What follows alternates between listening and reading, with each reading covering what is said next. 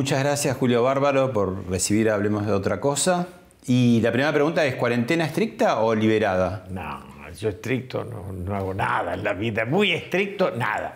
Liberada, digamos, fui a un programa de Novarecio, fui a 5 programas de televisión, o sea que es liberada. Seguiste tu rutina, digamos. Aunque sos de riesgo, sos de grupo de riesgo. 78 años, de alto riesgo. Pero... ¿No tenés miedo? ¿Eh? ¿No tenés miedo? ¿A qué? Ya está. Al virus, qué sé yo, al virus que te agarra. Pero, ¿sabés los virus que me pasaron al lado? No sé. Virus de plomo te pasaron al lado. Ya uno no, hay una edad en la que el miedo es otra cosa, qué sé yo. No. Me siento bien, camino, trato de moverme y me asimilé bien a la cuarentena. No tuve angustia nunca. Cocino, leo, escribo, hablo mucho por teléfono. Mientras hablo, camino y tengo el cuentapasos. ¿Vos viste esa? Entonces, llego a 15.000 pasos por día, que es lo que tengo que llegar. ¿Qué sería en kilómetros? Son 8 kilómetros. 8 y un poquito. ¿Quién gobiernan, los políticos o los infectólogos? Los ricos. ¿Los ricos de dónde? Porque hay ricos desde siempre y hay ricos que se enriquecieron. Los nuevos ricos. Sí, hay un poder económico de última horneada que eso cuando dicen oligarquía y toda esa pavada, eso no es. Pero el poder del dinero en un país como el nuestro se ha impuesto y mucho. Las ideas, el peso de las ideas en la política es secundario. No hay casi. Y es una mala combinación ese dinero un poco pirata, podríamos decir en algún sentido, sí. Con las instituciones reblandecidas, ¿no? Y mucha corrupción, porque digo, si no tenés las instituciones firmes, permite que se cuele mucha la corrupción, ¿no? De ese tipo de dinero corrupto, digo. Es la huida de capitales con el cuento de que es la inversión. Yo fui diputado en un país que ayer caminaba la avenida Santa Fe y la veía lo que era hace 50 años. La Argentina era otro país. Yo insisto que uno se repite, Pablo, pero yo no vi nunca un caído en la calle hasta que no viajé a Nueva York. ¿Vos sos hijo de colchonero y de costurera? Colchonero, sí, mi vieja primero fue obrera de la Valle y después fue costurera, sí. Ajá. ¿Y cómo era ese pasar, digamos? Era como que iban creciendo de a poco. Yo me crié en una familia, mi viejo y mi vieja no habían terminado la primaria. O sea, se daba todavía aquella época de la ascendencia de los padres que el hijo va a ser... Mi hijo el doctor, ¿no? Vos de alguna manera... Mi hijo que lo eduquen los curas, porque yo no sé. Y me mandaba al colegio cura. Mi hijo era socialista. Sí. Antiperonista, pero ni te imaginas cómo. Pero... ¿Y de dónde te viene la religión? Porque, digo, siendo socialista no era tan creyente. Porque yo fui toda mi vida a colegios de... No, ya sé, pero tu padre siendo socialista también era católico, era socialista y católico. Ajá. Y mi abuela, que era la que mandaba, porque esto de que las mujeres tienen poder ahora, el matriarcado, mi abuela tenía 8 hijos, pegaba un grito y se hacían toda la veña. Digo, el poder de las mujeres en aquel tiempo era un poder muy sólido. Distinta función, si querés, no vamos a entrar en ese debate. Bueno, pero era una familia de laburantes, digamos. Mi viejo con la máquina al hombro y yo a los 18 años, a los 13 me fui a un colegio agrícola que era un reformatorio. A 300 kilómetros de capital. ¿Por qué? ¿Pero no te aguantaban más o era...? Mezcla y mezcla, sí. Un poco. ¿Eras un adolescente difícil o qué? Difícil, a los 13 años me mandaron a Del Valle, que está a 280 kilómetros de la capital, y te venían a ver una vez por año si venían. O sea que no salías 10 meses. ¿Vos son cuántos hermanos? 3. 3. Soy el mayor. Pero 10 meses que vos te quedabas ahí internado. Internado con frío, internado con... Digamos, te daban un hacha y te decía galeña, te daban una pala y te daban una zanja. ¿Y qué aprendiste ahí? A vivir. A sobrevivir. A no quejarme nada. O sea, ¿no le hiciste asco a nada de laburo? Porque decís, taxista, pero ¿qué más? No, pero yo levanté maíz a mano, con la bolsa atada al cinturón y arrastrado entre el maizal. ¿Qué edad estás hablando? ¿De qué edad? 15 años. O sea, menor de edad. Era Pero trabajo, sí, pero trabajo en esa ilegal. época- pero- en esa época no se importaba nada. Todas estas delicadeces que vinieron después, no tenían... Yo Bueno, ni en lo buena cuento. hora que vinieron. ¿Eh? En buena hora, en algún sentido. Vinieron en buena hora, pero yo lo cuento porque esto se puede contar. Salíamos con un frío No sos un chico traumado por todas esas cosas. feliz. Salíamos y el cura decía, hacía un frío, rompan escarcha. Entonces vos rompías la escarcha que estaba ahí al lado del camino, salíamos a trabajar. Sí. Agarren escarcha, agarrabas escarcha con las dos manos. Soltar escarcha.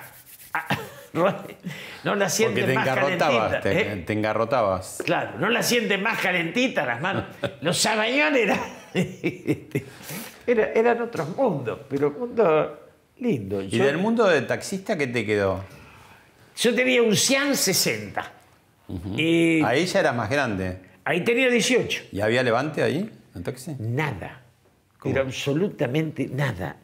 Yo te digo una cosa, la liberación femenina viene más o menos, la liberación, En los la 60. equiparación sexual femenina viene con nuestra aparición, pero antes no había nada. Nada quiero decir, te subía un marinero extranjero y te decía ¿dónde hay mujeres? 25 de mayo había 3 bares y no había nada. La Argentina era un país muy pacato, ¿no? Y después la virginidad femenina era un valor. En aquellos tiempos, ¿no? O sea que nada, con el taxi, laburo. ¿no? Nada, con el taxi esfuerzo. Después tuve mi primera novia en El Salvador, que... El colegio de curas tampoco te ayudaba, porque era colegio de varones solamente. colegio no solo no te ayudaba, era de una represión muy grande. Era, digamos, la represión era, casi te transitabas a la violencia. ¿En qué sentido? En que te volvías violento. Vos fuiste a El Salvador. Después fui a El Salvador, me puse, mi primer pareja era Alicia Contursi, hija de José María Contursi, ¿De que en tango? ese momento vivía con Grisel. Con la del Con la del tango. Claro, sí. Y muy lindo personaje, muy linda historia. Ella es una filósofa que ahora vive en Mendoza, muy inteligente, muy inteligente. Con ella transité todo el debate de la violencia. Porque en mi generación empieza el tema de matar o no matar. Vos fíjate que el cine para nosotros era clave para la reflexión. El Lorraine, que le decíamos... Todas las L, Lorca, Los Suar, Lorraine, Claro, Lorraine. pero el Lorraine era como el troscomatógrafo, era, ¿no? Troscomatógrafo, muy bueno. Y ahí ibas a ver Buñuel, ibas a ver Fellini, ibas a ver Antonioni, ibas a ver Pontecorvo, la batalla de Argelia, el peso que tuvo. Después tenías el Cosmos 70 con todas las películas. Einstein, ¿no? Tenías con él, claro, Einstein, pero Einstein. digamos, el acorazado Potenquín, esas cosas. Octubre, todo eso. Octubre. Pero nosotros siempre teníamos nuestra distancia con el PC, ¿no? Vos siempre, a ver, Guardia de Hierro siempre fue un poco más a la derecha. Era a la derecha y le hicieron mucha más fama de derecha. Pero ¿no? yo, esta historia que te cuento es antes de Guardia. Nosotros con el PC, yo me crié en la iglesia y me crié en el humanismo católico. Y después con Raimundo Ongaro. Todo eso era un progresismo con Teilhard de Chardin, Emmanuel Mounier, el cura Lebré. Aparece Juan XXIII como el Papa Bueno, ¿no? ¿Cuándo aparece tu peronismo? Porque tu casa es socialista y qué más. Con ¿Radicales socialista, había? no, socialista. Soy Radicales algún no. radical. Aparece con Ongaro. Ongaro nos peroniza. Pero en tu casa, no, digamos. No. O sea, vos encontrás el peronismo afuera. Yo soy dirigente estudiantil humanista. En el 63, yo era secretario de la Liga Humanista y logramos triunfar en la Universidad de Buenos Aires y poner a Julio Olivera, que era un social católico, un personaje maravilloso, un gran teórico que pudo haber sido premio Nobel, que practicaba esgrima de bastón, un tipo de aquella formación de los humanistas, ¿viste? Que también era Riccieri y Frondizi, que eran los tipos que dieron los Barenboim, ¿no? Esos personajes que dio la Argentina que ahora no da más. ¿Vos lo tuviste de profesor a Jorge Bergoglio? Yo lo tuve de amigo a Jorge Bergoglio porque en El Salvador, y después me peleó feo. Los jesuitas estaban Claro, ahí. me- Y él fue profesor, digamos, ¿no? Pero conmigo yo no lo tuve, No lo profesor, tuviste. lo tuve después de provincial, y me peleo con él cuando él le entrega la universidad a los civiles. Él se saca la universidad encima, los jesuitas. En ese momento fue una decisión pesada. ¿Y por qué te peleas? Porque yo no estaba de acuerdo que lo que hacía y a quién se la daba, tardé en entenderlo. Después lo hablé mucho con él. Mucho quiere decir, cuando él era cardenal hablé mucho, y cuando es papa me da 1 hora por año. Bueno, te invito a ver un video del Papa.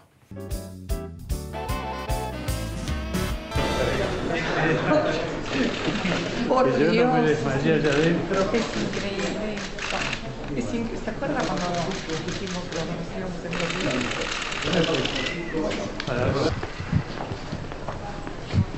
me parece imposible todavía.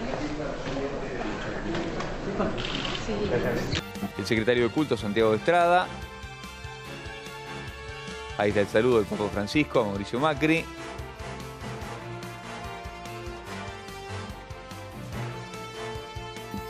Bueno, ahí lo que veíamos, esa diferencia gestual muy expresiva de Francisco con dos presidentes, ¿no? Con Cristina, con quien había tenido cara larga, y con Néstor, tanto es así que hicieron un solo Te Deum y después se fueron al interior a ver las misas del 25 de mayo. Cuando se reencuentra ya con Bergoglio convertido en Papa, la sonrisa de los dos. Y después con Macri, otra vez cara larga, ¿no? ¿Cómo interpretás esos cambios? Bueno, fui parte, o sea que no interpreto, conozco. Yo era el amigo de Bergoglio, que era amigo de Néstor. Bergoglio me pedía hablar con Néstor y Néstor me decía, vos sabés que no quiero hablar con cura. Y yo tardé en darme cuenta que Néstor no soportaba dialogar con personas a las que no pudiera conducir. Y Bergoglio tenía una estatura que a él le... Macri es un fracaso universal. Fracasó conmigo, fracasó con el país, también con el Papa. Yo estoy con el Papa. ¿Qué falló ahí en esa relación con el Papa? ¿Marcos Peña o...? No, esa estupidez de Mauricio. Acá, de tu cosecha, ¿no? Esta de mi Una cosecha. de cuántas reuniones. ¿Cuántas reuniones? 5 horas me dio, 5 veces 1 hora.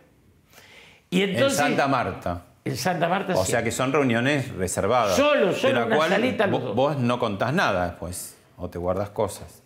Si querés contar Yo acá. tengo un diálogo con él que es personal, que nos reímos, que a él le gusta cómo describo la realidad, pero te cuento esto solo. Macri y él están unidos frente a Néstor y a Cristina, o sea, resisten juntos. Cuando Mauricio llega a presidente, yo estaba con el Papa, me dice, mire eso. Mauricio dice, la relación con el Papa la va a manejar Cancillería, la señora Malcorra. Una cosa formal, Una protocolar. hija una cosa que no tienes. Bueno, es otro jefe de Estado, digo, en lo formal es correcto. ¿Pero No. qué? ¿Por El qué Papa no? me dice a mí, si yo a usted, con los años que tenemos amistad, le digo que la relación conmigo la va a manejar su secretaria, es ofensivo. Sí, claro que es ofensivo. Si 8 años en la mala, fuimos pares. Ahora, Macri nunca entendió nada de nada. El que entendía era Franco y se murió. Franco decía... O sea, lo que hace ahí es devaluar la relación. Ahí, después yo lo fui a ver a él. Yo lo fui a ver cuando el aborto. Me senté con Mauricio y dije, Mauricio, no es solo que lo hablé con el Papa. Vos vas a traer el aborto. Porque Durán Barba te dijo que te va a dar el voto progresista. Vos vas a dejar a la Argentina en una nueva grieta, porque no la vas a poder resolver. Y tu votante no es el votante, no te va a dar el voto.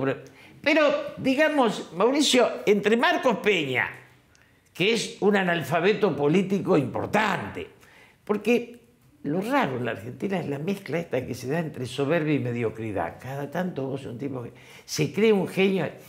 Tomar a Durán Barba como un pensador y no entender nada de la vida ni de la política. Yo le decía, pero ¿cómo podés tener ese tipo? No, ese me hizo ganar. No, te hizo ganar Cristina cuando lo puso a Scioli y Aníbal. No te hizo ganar el ecuatoriano. Entonces, el Papa nunca fue kirchnerista, nunca los vio en el poder, nada más que Cristina cuando lo ve Papa va corriendo y lo respeta. Mauricio lo ve Papa y, digamos, creyó que no servía. Pobrecito, que ahí está, no aparece más, no lo ve dónde está. Se construyó su propia estupidez. ¿Y el Papa es peronista? No. ¿Y qué es el Papa? Digo, más allá de que Pero el Papa... el jefe de la Iglesia el Papa Universal fue- y todo eso, digo, ¿tendría el su Papa- corazoncito político No, cuando estaba acá? no, nunca lo tuvo. Es un invento, yo lo conozco de antes de existir eso. De que No era tendría nada peronista. de malo tampoco, ¿no? Digo, que Sí, tenga pero una... no lo es. No.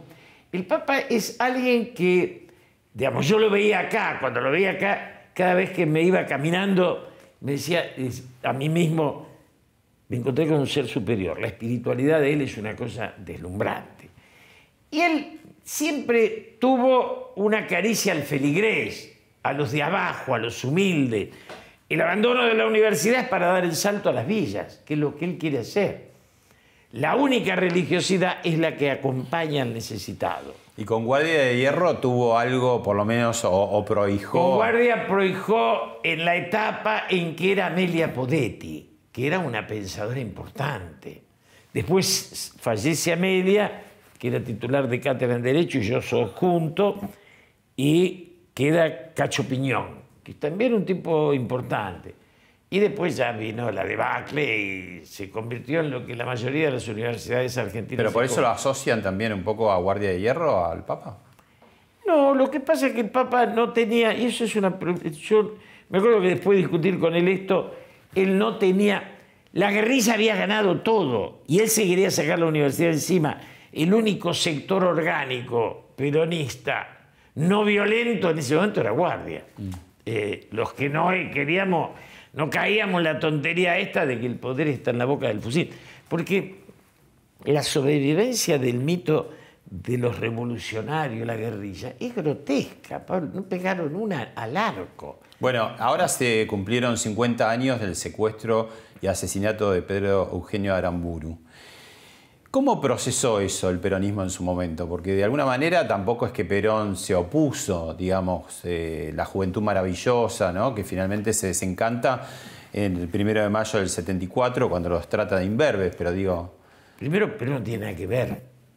Nada que ver. La muerte de Aramburu aparece como una... Yo era dirigente estudiantil. Quiero decir, a mí me buscaron y dialogué mucho. Se estaba armando con Ongaro la izquierda nacional que ayudaba. Se mata a Aramburu porque Aramburu es el adelanto de la NUCE. Había en el ejército alguien que quería negociar y una derecha. Negociar la vuelta de Perón. Es la democratización. Que tenía que incluir... Tenía que incluir forzosamente. al peronismo, porque de última... Estaba derroca- proscripto desde el 55. Lo derrocan porque era antidemocrático. No había una sola muerte. Apenas sube Aramburu, matan los basurales por izquierda y mata a Valle y Cogorno por legal. O Y el sea, bombardeo antes también. el mató. bombardeo... O sea, que la violencia estaba... Entonces, los tipos se dan cuenta que lo popular no puede estar aplastado. El primero es Aramburu, no Rojas. Pero qué raro, porque era, digamos, la figura más emblemática junto con el almirante Rojas, de más en contra del peronismo, el famoso decreto que no se podía nombrar a Sí, Perón. sí. Evita, No, eso duró. Pero él es el primero que toma conciencia de que hay que dialogar. ¿Y crees que tuvo algo que ver el gobierno del general Onganía? Pero, digamos, lo viví. No me la pueden contar. Digamos, me llamaron, yo laburaba en el mercado de abasto, me ofrecieron, me acuerdo, me llevaron, fue la primera vez que vi un palier privado. Yo tenía un solo vaquero porque me había proletarizado. Entonces, me fueron a buscar un coche elegante y me llevaron a un lugar donde fue la primera vez que vi un palier como que tengo hoy, que toca timbre y no hay otro departamento. Y me dijeron, ¿cuánto ganas por mes? Y yo debía ganar de hoy 30.000. Me dijeron 300 y trabajas para nosotros. ¿Nosotros quién son? Era la rosca de IMA, donde los montos eran colaterales a eso. Después IMAS, funcionario muy importante de Claro, Onganía. pero, digamos, todo hay un libro de un personaje que yo lo tenía por ahí, lo tengo en la biblioteca, Andá a cantarle a Gardel, de Alejandro Lozada, donde yo esos personajes los conocía a Diego Miguel Barreto, los conocí, digamos, los vi. Con Galimberti estuviste... Pero Galimberti era mi hermano, que Galimberti era, digamos, Galimberti íbamos a escuchar misa de Carlos Mujica Y, ¿Ahí el Instituto de Cultura Religiosa? no, Rodríguez Peña. íbamos al A la al par- Instituto del Cáncer, allá en Nazca, en San Martín de Nazca, que había una iglesia chiquita. Y él se ponía piedritas en las rodillas para sufrir. ¿Galimberti? Sí. No, Y Galimberti, un católico. después hizo sufrir a otros. Pero tuvo la gran virtud de nunca ceder su valentía. Galimberti peleó con su cuerpo. No es Firmenich, que se rajaba. No es el que da la orden. No, no. Igual es una Balazo en la carrera muy nuca. oscilante, ¿no? Porque digo, cerca de la guerrilla, de la juventud maravillosa, después se engancha una mina de la clase alta, después va, o sea, termina con el Corcho Rodríguez, digo, es una vida bastante... Nunca fue un militante, él fue un aventurero. Son cosas distintas. Hay un libro que se llama Retrato de un aventurero, con prólogo de Jean-Paul Sartre, que compara a Lawrence de Arabia, a von Salomon y a André Malraux. El aventurero es eso, es el que cabalga la ola, no el que tiene una pertenencia ideológica. Claro, pero mientras tanto, por las aventuras de él se producían noticias jorobadas, ¿no? Pero sí, pero es un aventurero. Si vos lees La condición humana de Malraux, ahí está todo eso, ¿no? Como la necesidad de jugar a la vida y la muerte. Ahora, el balazo en la nuca, la cana, la policía que te mataba y él le hacía... Digo, era valiente con el cuerpo de él. Entonces, eso es su virtud.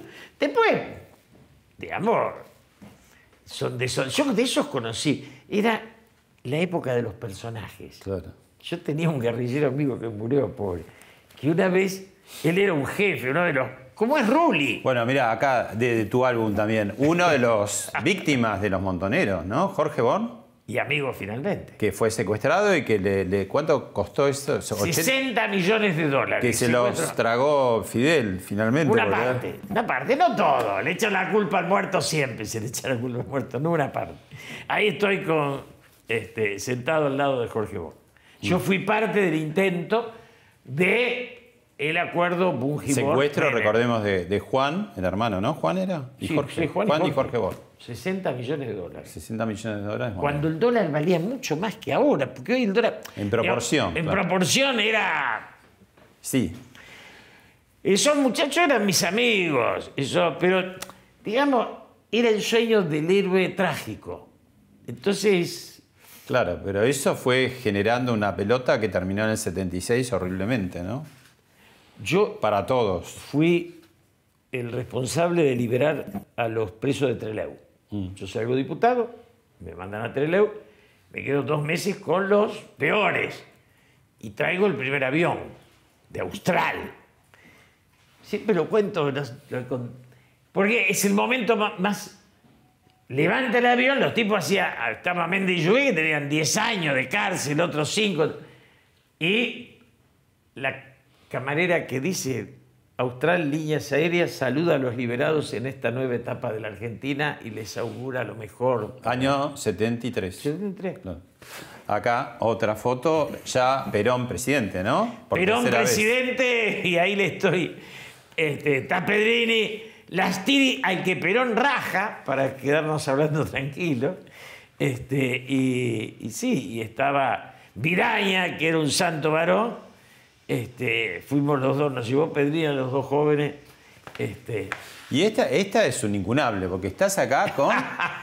Con Noriega. Con Noriega, el presidente de Panamá en su momento, ¿no? Vos sabés que esto es importante porque a mí me definió una idea. Vos tenés cada amigo que deberías estar en cana, ¿eh? Porque Yo tengo un transcurrir amplio. complicado. Complicado. Vos sabés que Menem va a asumir y de Panamá piden 2 representantes. Y voy yo con un hombre del PI, que era maravilloso y que está acá al lado mío, se apellidaba Montserrat. Y toda la zurda, la izquierda del continente iba a apoyar a Noriega. Entonces yo le decía, muchachos, todo marxista, todo marxista. Todavía Menem no había asumido. Muchachos, ¿es de izquierda Noriega? No. En la medida en que el imperialismo lo enfrente, nosotros estamos con Noriega. El enemigo de mi enemigo es mi amigo. Una pobreza porque Noriega era la falopa. Claro. Me quedé esa semana ahí hablando con todos los marxistas. Como Cuba, ¿viste? Yo he ido a Cuba muchas veces, va 7, 8. Siempre voy para entender ese proceso, no por otra cosa. ¿Y no qué conclusión tenés a hoy?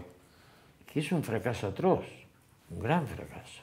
Es el fracaso. Si es por mantener el poder, es un éxito notable. Sí, Digamos. estamos hablando de 1959 hasta ahora. La burocracia es horrible. Yo tengo algunos amigos marxistas que están realmente deprimidos, y si vos lográs que el de la calle te pierda miedo, te dice lo que siente. Sí, no es bueno.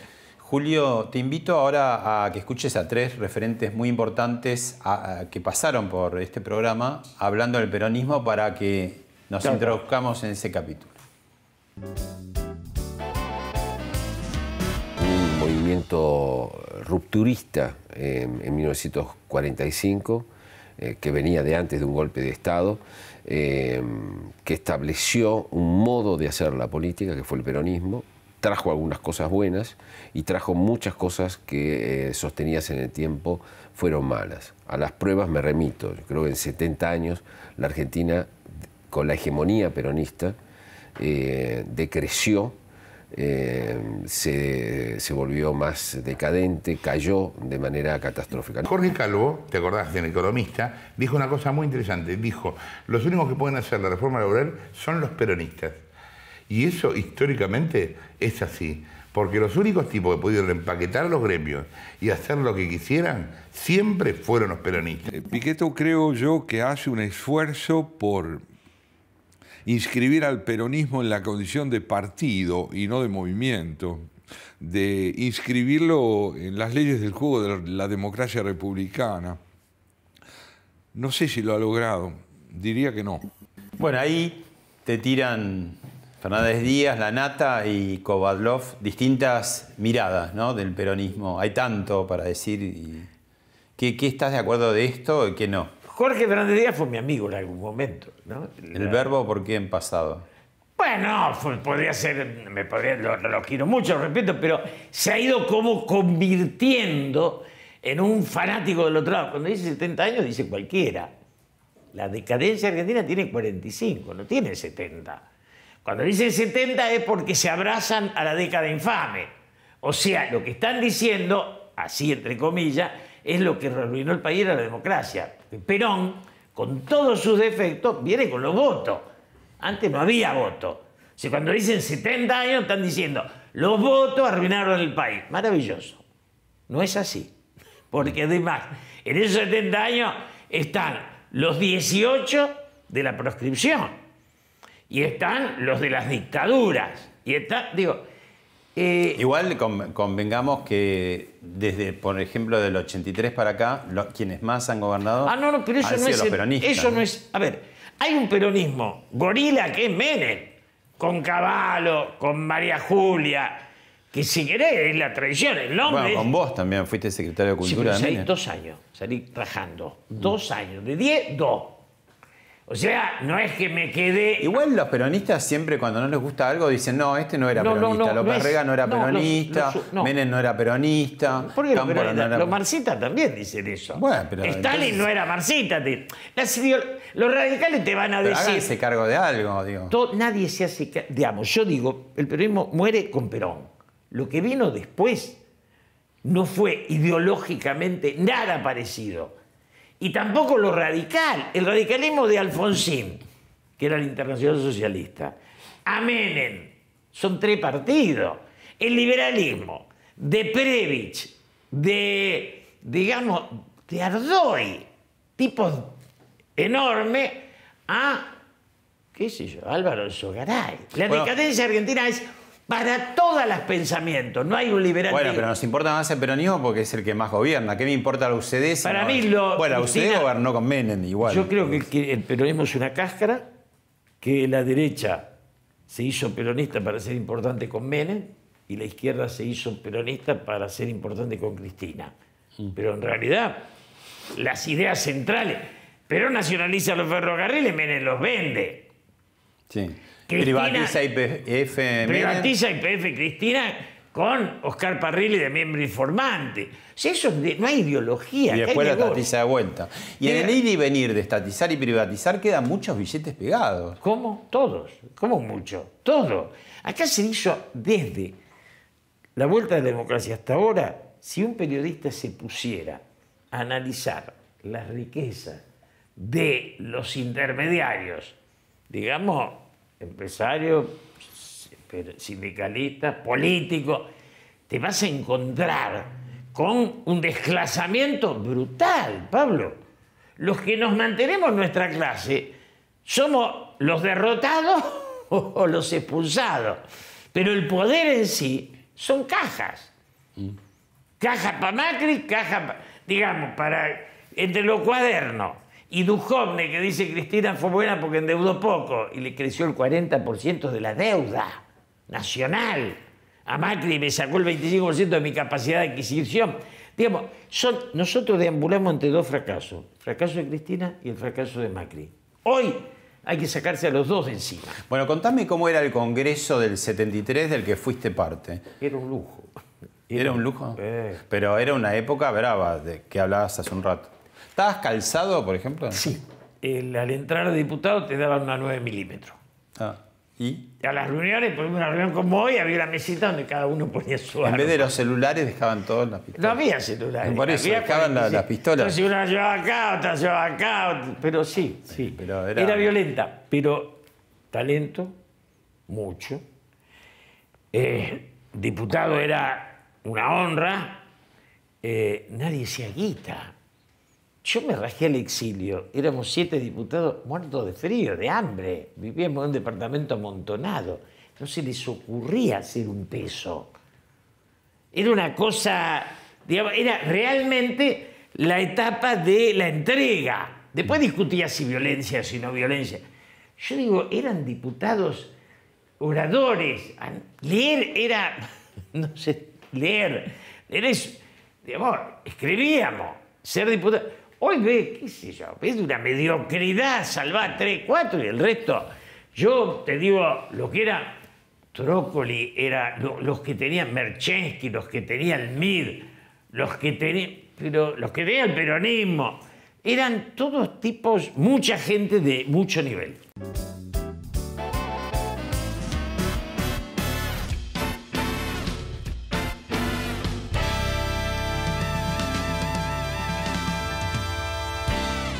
Bueno, otro de los referentes que pasaron por Hablemos de otra cosa, que es Juan José Sebrelli, cuenta una historia de aquellos tiempos de los 70, curiosa, que quiero que escuches y después me comentes. El famoso acto que se hizo del 1 de mayo, donde Perón echó a los montoneros, 74. hubo un grupo del FLH, porque el FLH ya estaba dividido. El Frente de Liberación Homosexual. Sí, pero ya estaba dividido. Ya había un pequeño grupo liderado por Néstor Perlonger que adhería al peronismo. Yo estaba en un grupo adverso, junto con Blas Matamoros y otros. Y ese grupo partidario fueron a la Plaza de Mayo, obviamente. Fueron a la Plaza de Mayo y donde está con un cartel que decía FLH, qué sé yo. Y todos los peronistas que estaban ahí se apartaban, quedaban aislados como un grupo. Ahí lo que hace Sebrelli es un poco aludir a cierta homofobia de la época, porque dice que se apartaban justamente de esa... Yo lo quiero, Juan José. Sí. Lo quiero, suelo tomar café cuando era época. En la cuando vida se puede tomar café. Cuando se podía. Sí. La homosexualidad no tenía problema con el peronismo, tenía problema con la sociedad. Era un tema tabú para todos, digamos. Los tipos de vos te formaban con rechazo al homosexual. Él se lo asigna al peronismo. Si va a un acto radical, conservador, si va al Jockey Club, lo sacaban rajando. Bueno, pero te decimos a vos porque sos peronista. Los radicales vamos otro día y le decimos. El peronismo es un pedazo de la realidad y tiene los mismos vicios que la realidad. Y el machismo argentino abarcaba a todos los partidos. A todos. Vos dijiste en algún momento, el peronismo es un recuerdo que da votos. Lo sigo sosteniendo. Sí, no es nada. No hay ninguna idea. La política argentina no tiene nadie que exprese idea, nadie. ¿No hace el peronismo especialmente como una romantización de la política, que todo es la emocionalidad? No. Bueno, hizo. Ahora pero vive un poco de esa, ahora emoción. vive de las cajas. Dale. No, bueno, eso para adentro, te estoy diciendo Para adentro y para afuera. Para todos afuera. saben. Escucha, está. Digo, en la vida es por amor o por plata. No hay prostitución de los románticos. La política argentina está prostituida esencialmente. Si algunos son disfraz peronista, otros... Es un gran carnaval, es un cambalache dicepoliano. Nada más que se equivoca Disépolo porque dice, los inmorales nos han igualado. Y en realidad nos superaron por mucho. Bueno, te llevo al túnel del tiempo, a un momento muy solemne que tiene para vos muchas implicancias. Siempre lo traes a colación. Lo vemos y lo charlamos. Como un símbolo de la historia, como un ejemplo de los tiempos, como una lesión para el futuro. A los 41 años, el país entierra a otro gran presidente. Pero la fuerza de la República, la comprensión del país, pone una escena distinta, todos sumados, acompañándolo, y todos sumados en el esfuerzo común de salvar para todos los tiempos la paz de los argentinos. Este viejo adversario despide a un amigo. Qué orador, ¿eh? No hay más. Ricardo Balbín. Yo estaba cerquita, porque yo era diputado, y no solo que orador, era un hombre de esa humildad, de esos que todavía se respetaba la coherencia, ¿no? Un hombre que nunca hizo plata. Que había estado preso en la época de Perón. Que había estado preso en la época de Perón. Son tipos... Es como si vos vas a Europa y decís, acá se mataron los alemanes y los franceses. Se mataron. Y hoy son un mercado común. O sea, los grandes pasos los dan los grandes hombres. Para eso tuviste a De Gaulle y a Churchill, lo tuviste a Adenauer, tuviste un grupo de personas que sale de una masacre con millones de muertos y hace un país. La España que hace, digamos, sale de la ETA, sale de esa, ¿no? Sale de una guerra civil con 1 millón de muertos. Y esa España hace un acuerdo. Y acá, cada vez que vas a hablar de un acuerdo, viene uno y te dice, no, mire, pero tiene salpicado el zapato, qué sé yo. Hay una estupidización.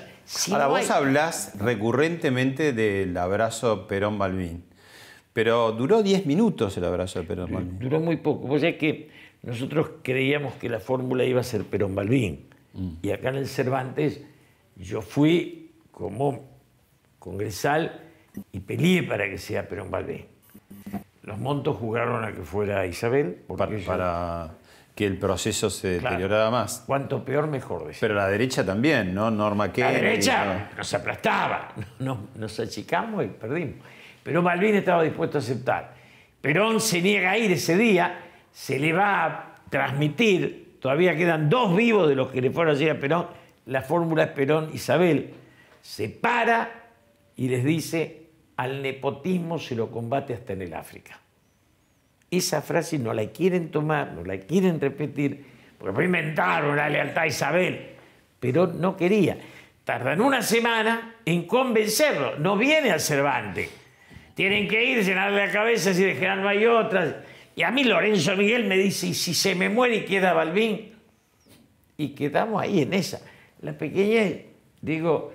Ahí estaba enfermo Robledo, que hubiera sido una figura clave. Robledo era que fue ministro de Justicia, del Interior después también. Y era respetado por Ahora, el peronismo siempre juega finalmente mal, porque vos decís, el primer Perón lo iba a poner a Mercante, lo saca a Mercante y va a la reelección. Argentina juega mal. Después, Perdón, Pablo, ¿quién jugó bien? Bueno, no, pero hablemos del peronismo. No, es que vos me sacás a Argentina para salirte del peronismo. No, siempre. yo no salgo. La Argentina viene en decadencia. Con gobiernos peronistas, radicales, dictatoriales, de la Rúa, viene en decadencia. Después la decadencia le pone un hombre peronista, radical, liberal. Pero yo lo que te digo, después de Alfonsín, podría haber sido Cafiero el presidente, y eligieron a Menem. Después en la reelección podrían haber elegido a Bordón y a Chacho Álvarez. Y tampoco. Acá yo presento mi primer libro con Mora Moncalvillo, con Bronca y Esperanza, y me lo presentan Carlos Grosso, el Chacho Álvarez y el Pilo Bordón. Bueno, esto, ¿sabes cómo se llama? El fracaso de una generación. Me incluyo, Bueno, era la renovación peronista.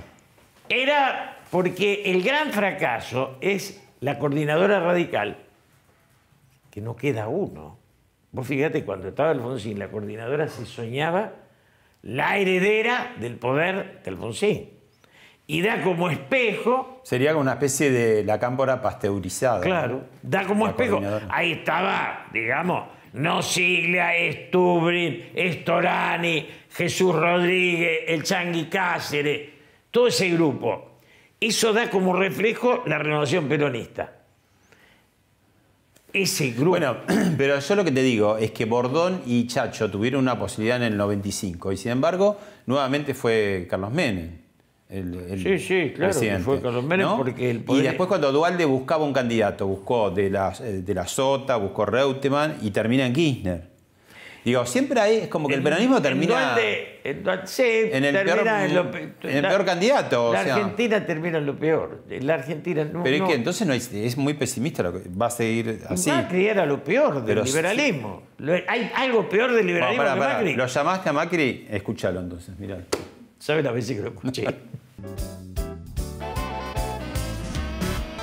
La Argentina ha ido por un comportamiento basado en una cultura de yo conquisto el poder y abuso del poder. Me apropio del poder. No soy un servidor público, sino me sirvo yo antes que nadie. Y eso desde la política, con el empresariado, con el sindicalismo, con la justicia, se fueron generando ámbitos de poder arbitrarios, ¿no? De comportamientos mafiosos, el cual vimos en el caso del Pata Medina, que se puede repetir en los 4 ámbitos, y no solamente nos quedemos con los sindicalistas, donde él dominaba el empresariado local, la justicia, la policía. Entonces, él era la ley en La Plata, ya todo estaba condicionado por el Pata Medina. Y esto, puedo sacarte un sindicalista y ponerte un empresario, o puedo ponerte un juez, o puedo ponerte un político. Fíjate 2 cosas. ¿Qué pensás de lo que dice? Y después contame qué le pasó a Macri. No, Macri nunca creyó en nada. Yo discutí... Pero esto que dice, ¿cuán lejos está, digamos? Porque lo tiene Angelilli, todo lo que él hace es lo que él dice. Lo que dice que está mal. Claro, hace lo mismo. ¿Qué hizo? Lo pone a Duhovne, lo echa a Melconian, que es la economía, lo pone a Duhovne para sacar la guita a los amigos. Sube las tarifas como un loco, ya venía de afanarse los peajes. Las rutas las hacen los argentinos, se las afanan los Macri. No hicieron una ruta los muchachos, ¿eh? Nosotros en un país saqueado. Lo que hizo el pueblo se lo llevaron los privados. Eso se llama privatización. O sea, cuando un tipo por la calle te pone una pistola en la cabeza y te dice, dame tu guita, está privatizando. Se la lleva para él. Entonces, yo la voy a administrar mejor. Ahora, vos tenías en algún momento cierta expectativa hacia María Eugenia Vidal, por ejemplo. Hacia él tuve. Con Macri hablé horas y horas. ¿Qué pensás? ¿Por qué? ¿Cuál era tu expectativa o tu esperanza?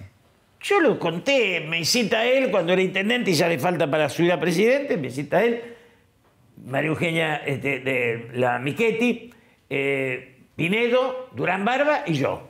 Todos así sentados, almorzando en la intendencia, y me dice, Durán Barba, dice, ¿qué pide usted para ingresar al PRO?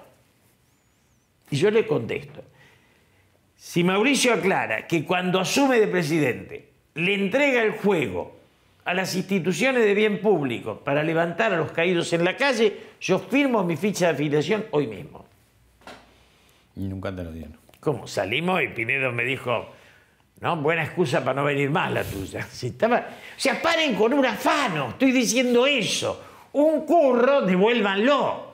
El juego es un curro infernal. Que no tiene partido. ¿Qué va a tener partido? Antes la agarraba Néstor y después la agarró Mauricio. Le dije a Marco Peña, deja tanto por semana. Lo tiran en una bolsa, lo tiran en la vía, avísame que lo voy a buscar o la agarrás vos. Si acá el saqueo está publicitado. ¿Y por qué tuviste expectativa posteriormente por María Eugenia Vidal en una combinación con el peronismo también? No, sé cómo... claro, la tuve yo solo, no, la tuvo también la tuvo Massa. Digamos que estaba convencido de que iban a hacer una lista juntos. Lo que pasa es que estaban las dos brutos, estaba Durán Barba, Marco Peña y Macri. Entre los tres buscaban el fracaso construido intelectualmente.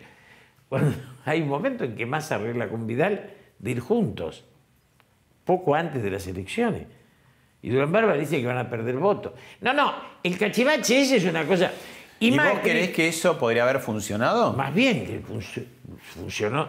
Yo dije por televisión... O sea, es un poco diluido el abrazo de Perón y Balbín, ¿no? No, digamos, yo decía, juntar dos... yo dije siempre por televisión, ni Macri ni Cristina pueden ganar. El que se corra gana. Si se corría Macri y la ponía María Eugenia, podía haber sido María Eugenia presidenta. Pero como es más enano, entonces Cristina, que le jugaba al póker de taquito, le puso al otro y lo aplastó. Entonces cuando él cuenta... Vos decís que el 40% de Macri no es de Macri, sino del antiperonismo. Del antiperonismo y el antikirchnerismo, que es peor que el antiperonismo. Que me incluye, no estoy afuera. Digo, nos incluye muchísimos periodistas. Pero mucho de ese 40% también es no peronista, que no es... No, claro, es anti y no. Es anti y no, sí, claro, sí. Es lo que no pudo contener nadie, que en un momento parecía que Alberto lo contenía. Cuando Alberto enfrenta la pandemia con Radio Larreta al lado... Bueno, lo llamaste hace un rato a Macri, ahora lo llamaste a Alberto, lo tenés tú merecido.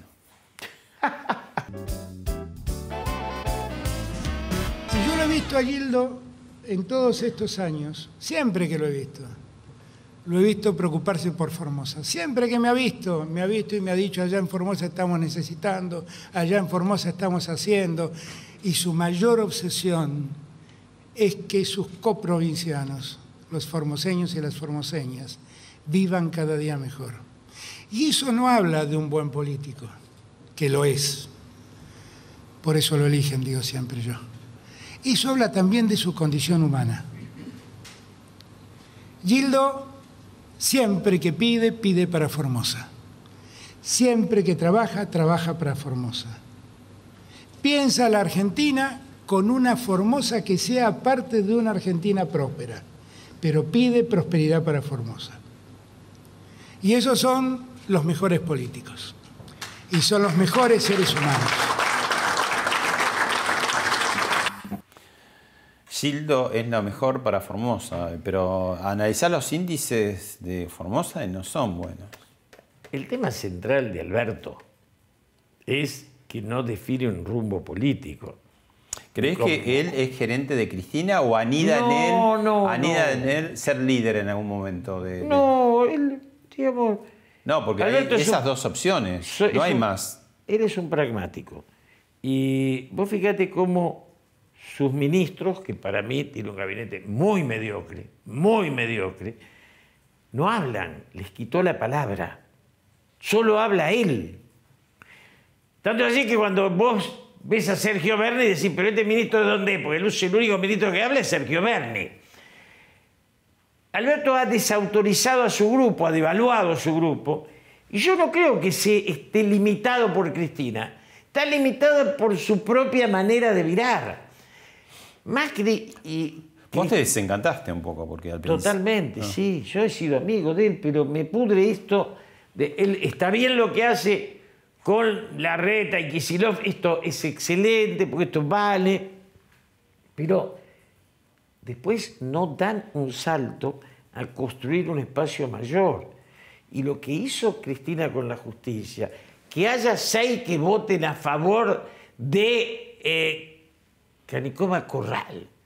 Eso, digamos, tiene que haber un presidente que diga, mire, este juez ya es bochorno, flaco, lo corremos, ¿o no?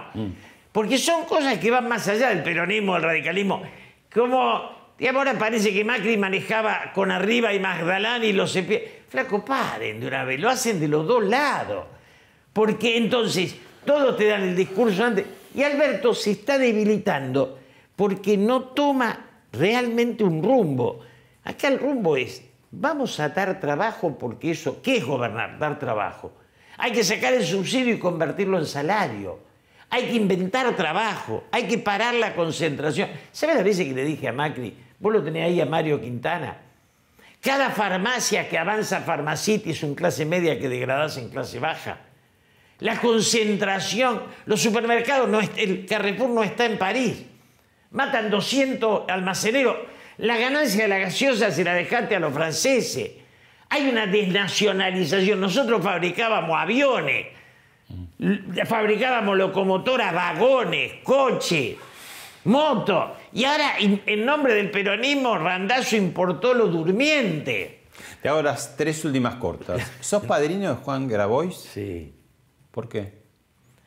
Porque Roberto era mi gran amigo y Olga Grabois también. ¿Y cuán cerca estás o lejos de Juan? Y Roberto, ahí estamos, en la hora de los hornos estamos juntos, Roberto y yo. Él era marxista, yo católico. Y Olga es católica y cuando nació Juan me pidió a mí que sea padrino. Pero lo vi hasta los 10, 11, 12 años, ahora no lo veo. ¿No le haces regalo para el cumpleaños hace mucho? Antes le hacía, ahora no. Bueno, ¿de qué vivís, Julio? Primero, estoy jubilado de diputado. Segundo, me gano unos pesos escribiendo, bastante bien. Y después tengo una pequeña hacienda, unas vacas, con las cuales mi hija dice que pierdo, pero también gano. ¿Cuál sería tu profesión ahora? ¿Sos un influyente, un falso influyente? No, ¿Sos un ¿qué voy a ser? hablador? ¿Sos un armador? Soy un opositor que intenta pensar, que le gustan los que piensan, lo veo a Pañi. Eduardo Fidanza para mí es uno de los tipos más inteligentes. Me duele que las universidades no dan pensadores. Son pocos los que podés leer. Es una Argentina muy decadente en el pensamiento, muy decadente. Y lo que más me interesa es escribir y dialogar sobre ideas. Quiero participar de la construcción de un país. Pero puedo hablar con Mario Negri, puedo hablar con aquellos que tienen la mente abierta, que no creen que el enemigo es el peronismo, el radicalismo, las liberales. Yo no creo que... Bueno, la última. ¿Alguna vez quisiste ir a un foniatra para ver qué pasa con esa voz de rallador que tenés? De ginebra. La cantidad de dicen. cigarrillos y de alcohol que yo me mandé para llegar a esta ronquera... Es una inversión, no la voy a malgastar. Es como ir... Y además es la marca registrada. Y además es como ir a un psiquiatra que me saque el trauma. Si yo tengo un trauma que ya es incurable. No, pero como decía Tejada Gómez, hablando de los que yo no quiero, tiene un perro, un amante y un psicoanalista que le amansa la muerte 2 veces por semana. De eso nada para mí. Yo soy un transgresor. Y no me gustan los oficialismos.